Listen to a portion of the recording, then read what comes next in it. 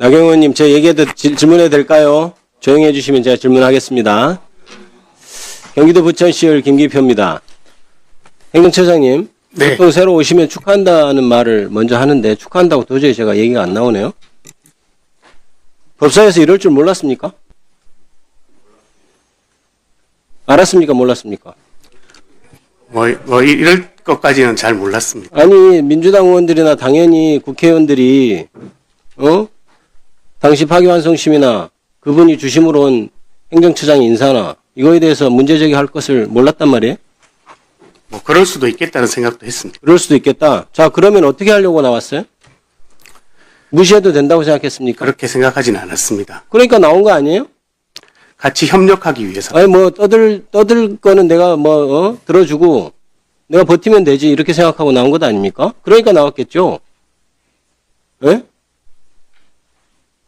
아니, 지금 파기환송심 역사적으로 문제가 된 사법부의 불신을 초래한 결정적인 그 판결에 주심으로 있었던 사람이 행정처장으로 지금 국회와 국민 앞에 법원의 입장을 밝히는 대표 선수로 나왔는데 그게 가당키나 합니까?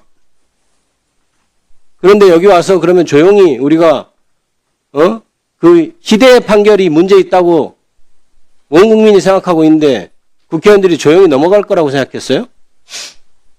그러면 오늘만 잘 버티면 그 판결이 정당화되고 행정처장 인사가 정당화되는 겁니까? 그렇게 생각하고 나왔습니까? 예? 법원 행정처장 맡으라고 했을 때 느낌이 어떻던가요? 좋던가요? 내가 법원의 사법부의 2인자가 된다. 드디어 됐구나. 좋던가요? 공직자인 자기가 원하는 대로만 할 수는 없다고 생각합니다. 고사할 수도 있죠. 자기가 이 희대의 판결의 주심을 맡아가지고 전 국민적 저항을 일으키고 법관들, 전국에 있는 법관들 자긍심을 한순간에 허물어뜨린 그 장본인 아닙니까? 그 사람이 지금 법원을 대표해 나와가지고 국민 앞에 서 있다는 것 자체가 다시 한번 현장에서 일하는 법관들을 다시 죽이는 일이고 자긍심을 잃게 하는 일 아니에요? 그러면 적어도 주심이었으면 내가 이러이러해서 주심인 관계로 도저히 국민들 앞에 면목이 서지 않습니다. 고사하는 게 맞죠?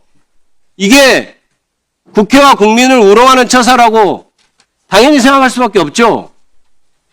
그냥 앉아있으면 그냥 시간 지나면 넘어가겠거니 이게 지금 사법부의 태도예요. 개혁에 대해서도 입장도 마찬가지입니다. 버티다 보면 결국 안 되겠지. 우리를 어떻게 누가 감히 건드리겠어. 이렇게 생각하는 게 지금 사법부 아니에요? 예? 법원 개혁에 동의합니까? 법원이 개혁돼야 된다는데 동의하세요?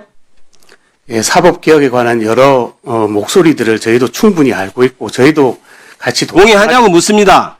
동참하려는 생각을 가지고 있습니다. 사법부의 변화를 요구하는 국민들의 목소리가 이토록 큰 이유는 사법부가 국민의 신뢰를 얻는 데 부족함이 있었기 때문일 것이다. 사법 불신의 근본적 원인이 어디에 있는지 밝혀내 고치고 개선해야 한다. 이건 누구 취임사입니까? 누구 취임사예요? 대답 안 하십니까? 사법부 변화를 요구하는 국민의 목소리 이토록 큰 이유 본인이 모릅니까? 사법부가 그동안 존중돼 왔고 아까 승복 얘기하던데 판결에 대해서 다 정치권에서 승복 했었어요. 그 이후로 승복이란 말이 없어진 면이 있습니다. 그 계기가 뭐예요? 그 계기가 뭡니까? 대법원의 그 희대의 파기환송심 아니에요? 어디서 이유를 찾습니까? 그리고 넓은 안목과 신중한 실행으로 사법제도와 실무의 개선을 통해 국민으로부터 신뢰받는 법원을 거듭나야 합니다. 아까 얘기했죠. 헌법과 법률에 따라 판결했다고. 사법제도 실무 개선하는 거 그게 문제면 헌법과 법률에 따라 판결했으니까 개혁할 게 없잖아요. 본인 지금 제도에 따라 그대로 판결했다면서요. 개혁할 게 뭐 있어요? 재판에 관한 내용이었습니다. 정치적인 목적을 가지고 재판을 할 때 당연히 책 잡힐까봐 아마 절차를 지키려고 노력하겠죠. 정치적 한복판에, 정치 싸움의 한복판에 뛰어든 판결을 합니다. 그 자체가 옳은 겁니까? 헌법과 법률을 지켰다고 정당화되는 거예요? 본인이 와서 지금 헌법과 법률에 따라 재판을 했다고 얘기하는 걸로 다 면죄부가 나오는 겁니까? 그게 지금 대법원 사법부를 대표해서 나온 사람이 대답할 일입니까, 그게? 당장 사퇴하세요. 어디서 여기 와서 답변을 하고 있습니까? 자격이 없어요. 우리 법사위원회에서 성명 냈잖아요.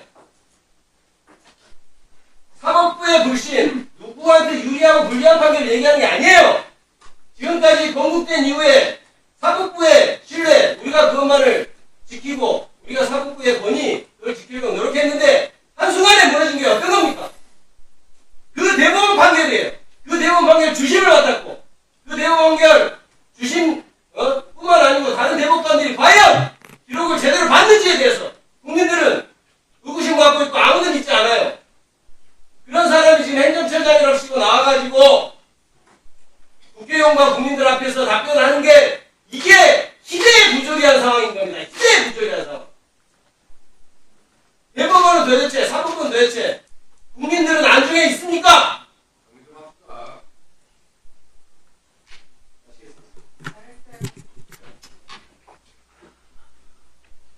네, 이 희대의 부조리한 상황은 국민께 대단히 송구합니다. 법원행정처장님, 모순입니다. 스스로 모순이십니다.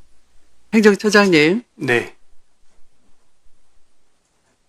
아까 김기표 의원께서 희대의 부조리라고 말씀하셨는데요. 제가 도저히 행정처장님과 함께 이 논의하는 자리를 가지기가 어렵다라는 생각이 그 순간에 들었습니다. 아무 느낌이 없으신 것 같네요. 그 정회의 시간 동안.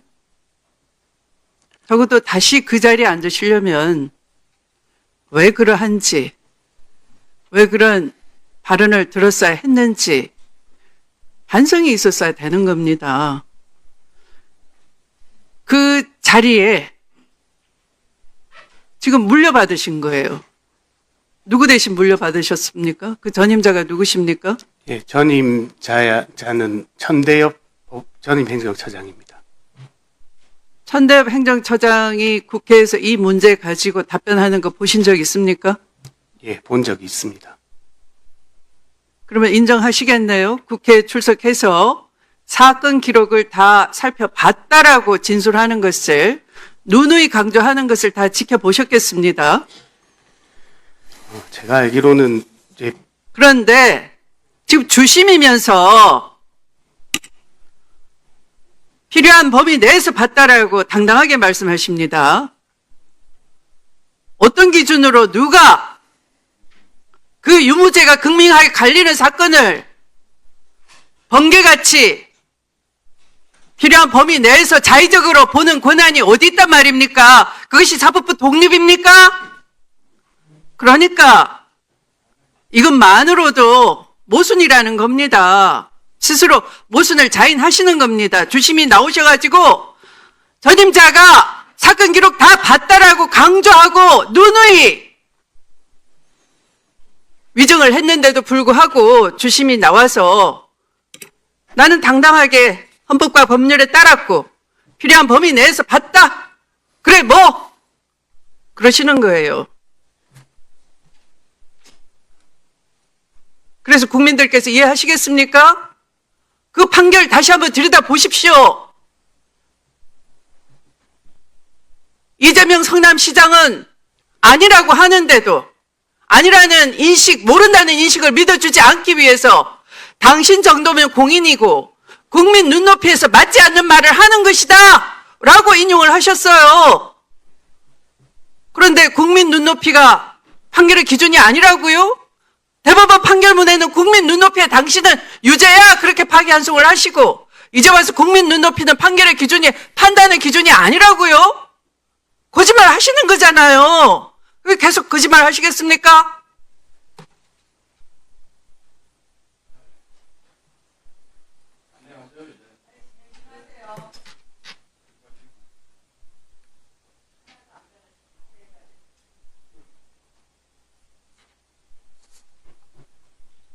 답변 한번 해보십시오.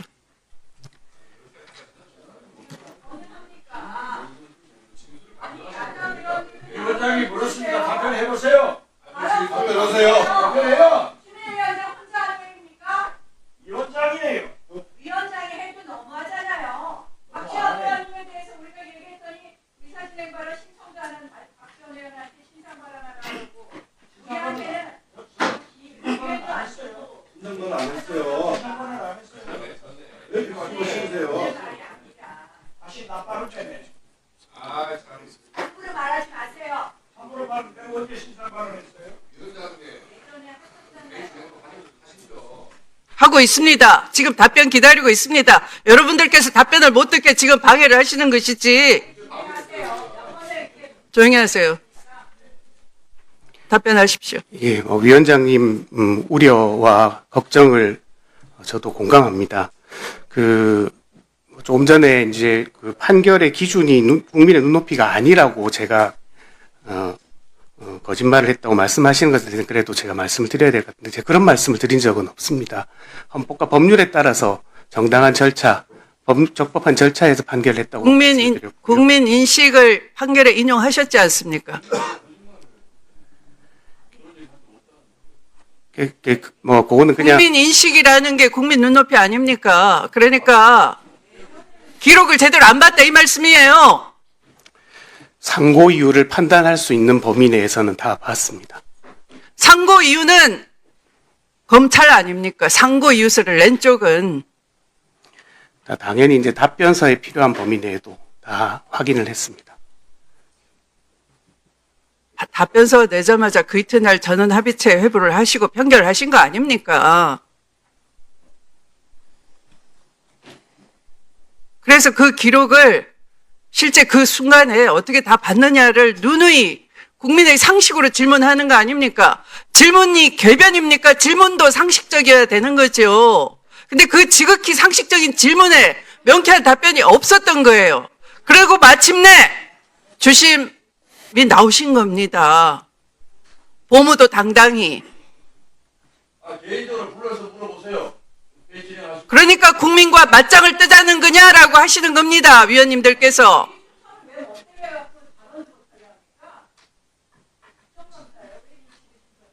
좀 변호세요. 똑같아요. 정면하고.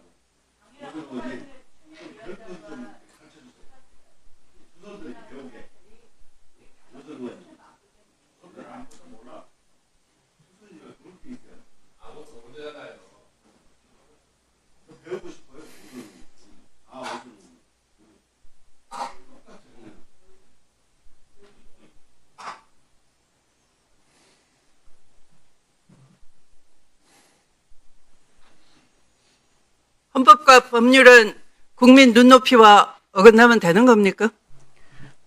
그래서 다시 말씀드리자면 재판을 함에 있어서도 국민들이 어떻게 받아들이실지 같은 것들도 다 모든 것은 아니지만 고려의 대상이 될 수 있다는 것은 제가 말씀드릴 수 있을 것 같습니다. 이 조달 개혁도 참 중요한 과제인데요. 네, 그렇습니다.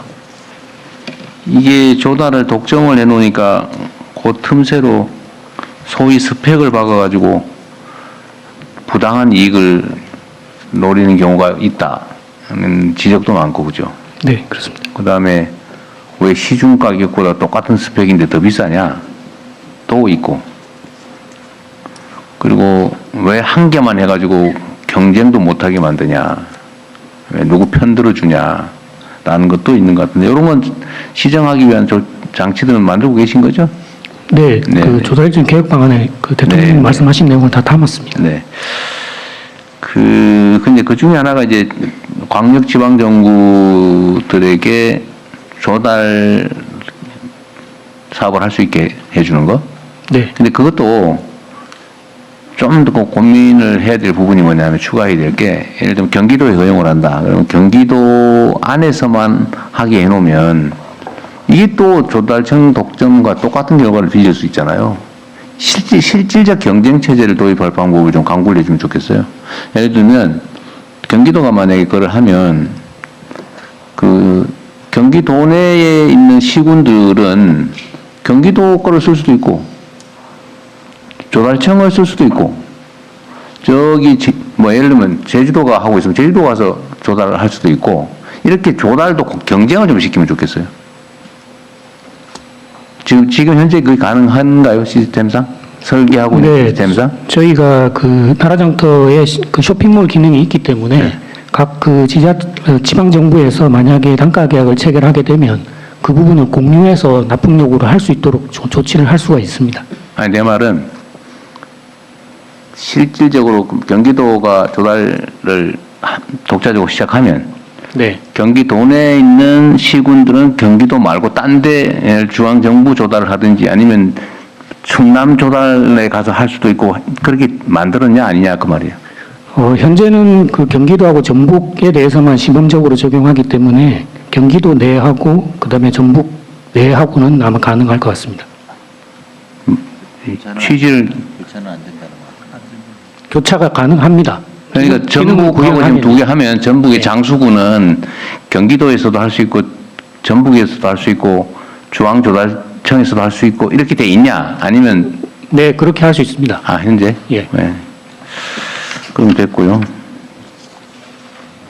그다음 두 번째는 이것도 뭐 전에 국무회의 때 한참 얘기했던 거긴 한데 하여튼 뭔가 기회를 주면 또 악용하는 사람들이 있잖아요, 그죠?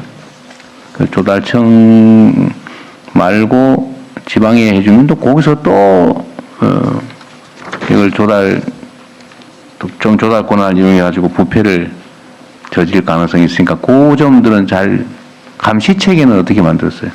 네, 그래서 저희가 그 부분은 이제 입법이 필요한 부분이라서 저희가 조달사업법 개정안하고 전자조달법 개정안하고 두 개를 지금 진행을 그랬어요? 하고 있고요. 네. 그래서 조달사업법은 지금 12월 4일 날 기재위에 통과가 됐고 전자조달법 개정안은 본회의까지 지금 통과가 됐습니다. 네, 네, 잘하고 계시네. 지금 또 요새 논의되는 게 혁신조달, 그러니까 신제품 혁신조달을 좀 써줘라 정부가. 이건 좀 늘려야 되는 게 정부 방침인데 그죠? 그것도 뭐 악용되거나 이러지 않게 하는 장치들은 잘 좀 만드시고 또 그걸 너무 엄격하게 하면 혁신조달도 안 해버리니까. 네. 그 균형을 잘 맞춰야 될 것 같아요. 그 다음에 저가 입찰, 지나친 저가 입찰 있잖아요. 네. 지나친 저가 입찰이 되지 않게 하는 것도 좀 연구를 해야 될 것 같아요. 그러니까 이게 너무 가격 경쟁 만능이다 보니까 이 부실한 업체들이 최근에 무슨 철도 관련해서 그런 얘기들이 얼핏 나오던데,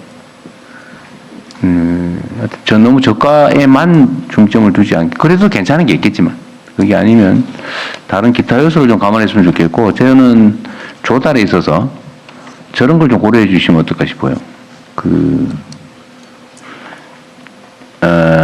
뭐 정부 조달이야 그럴 수 있는 거니까.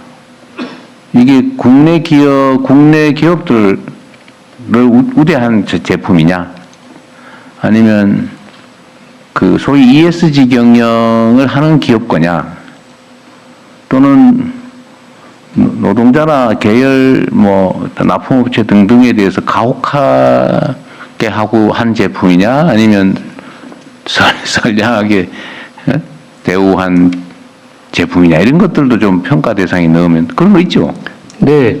그 최저가 문제는 현재 그 국가나 지방 계약에 있어가지고 최저가를 적용하는 경우는 거의 없습니다. 그래서 적격이라고 해서 이제 그 가격이랑 그 외에 실적 뭐 다른 요소들을 같이 평가를 해서 결정을 하게 되어 있고요. 대통령님 말씀하신 그 뭐 일자리 문제 또 노동자들 문제 이런 부분들은 현재 그 적격이라든지 아니면 종합심사낙찰제 이런 부분의 평가 요소들로 이미 반영이 되어 있습니다. 어쨌든 그런 점도 좀 세밀하게 예, 좀 더 보완할 계속 부분이 체크를 해줘야 돼. 있습니다. 한번 제대로 만들어놓으면 또 그것도 적응해가지고 이상한 부작용이 생길 수가 있기 때문에 한번 뭔가 좋은 제도를 만들었다고 해도 방치하지 말고 끊임없이 체크를 해놔야 됩니다. 네, 끊임없이 ESG 보완하고. 부분이나 지금 그 환경 관련 부분은 저희가 좀 특별하게 좀 보완이 필요한 부분이라서 신경을 쓰고 있습니다. 네. 그리고 이 조달 관련해서 부패나 이런 것들은 절대로 그냥 용납하면 안 됩니다. 예. 이게 국가의 제일 쉽게 부패하기 쉬운 영역이 이거거든요. 그리고 그 벌떼 입찰 있잖아요. 네. 그 가짜 페이퍼 컴퍼니 만들어가지고 입찰하는 거. 네. 이거 어떻게 통제해요? 지금 저희가 공사 쪽하고 물품 쪽을 좀 나눠서 볼 수 있을 것 같은데요.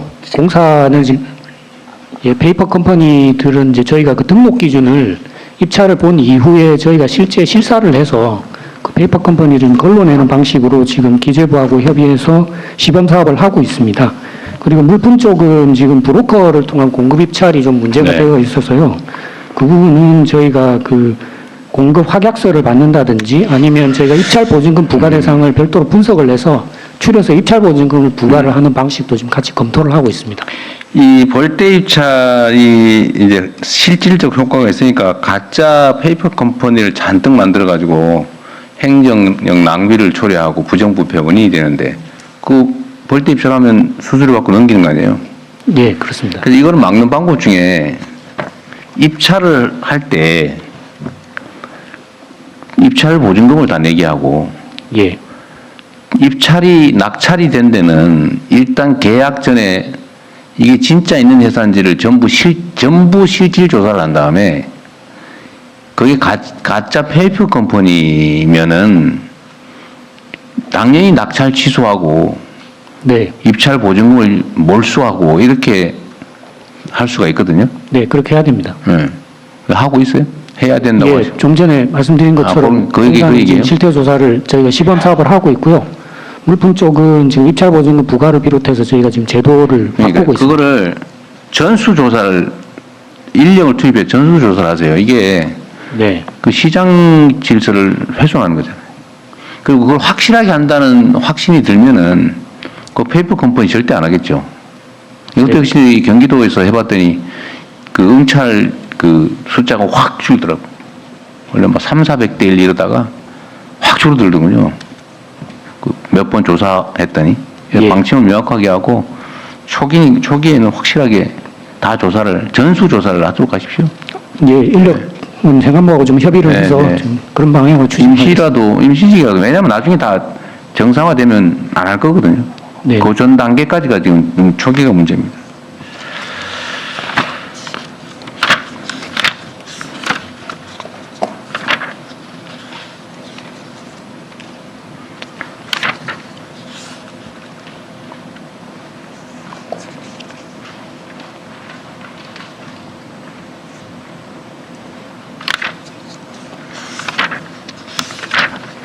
하여튼 조달 분야는 우리 조달청장께서 원래 차장을 할 때부터 관심도 있고 잘하셨던 것 같은데 계속 잘 챙겨주시고요.